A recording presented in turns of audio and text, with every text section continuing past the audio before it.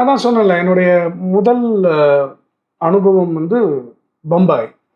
முதல் நாள் ஷூட்டிங் முடிச்சுட்டு வரேன், டயர்ட் டு த கோர். முதல் நாள் வாழ்க்கையில முழுசா நின்று வேலை பார்த்து, கிளாப்னா என்ன, நம்பர் எப்படி எழுதுறது, எடிட்டிங் ரிப்போர்ட் என்ன, இதெல்லாம் முதல் நாள் அப்படியே வந்து படுத்துட்டேன்.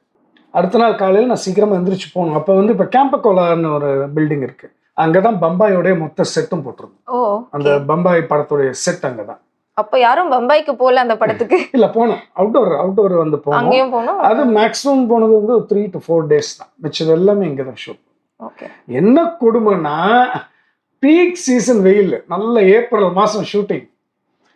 அதான் ஃபர்ஸ்ட் டே போயிட்டு வந்தாச்சு. வந்தோடனே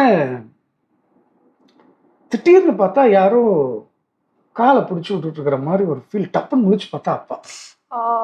எனக்கு தூக்கி வாரி போட்டுச்சு. டாடி இல்லடா ரொம்ப வலிக்குதா? எது? எனக்கு தெரிஞ்சு மணி ஒரு 1-2 மணி இருக்கும், விடிய காலம். இல்லைப்பா பாரு, தெரியும்டா அந்த கஷ்டம் என்னன்னு தெரியும். ரொம்ப வலிக்குதா? தூங்கு, காலையில் சீக்கிரம் போகணும். இல்லைன்னா அழுதுட்டேன்.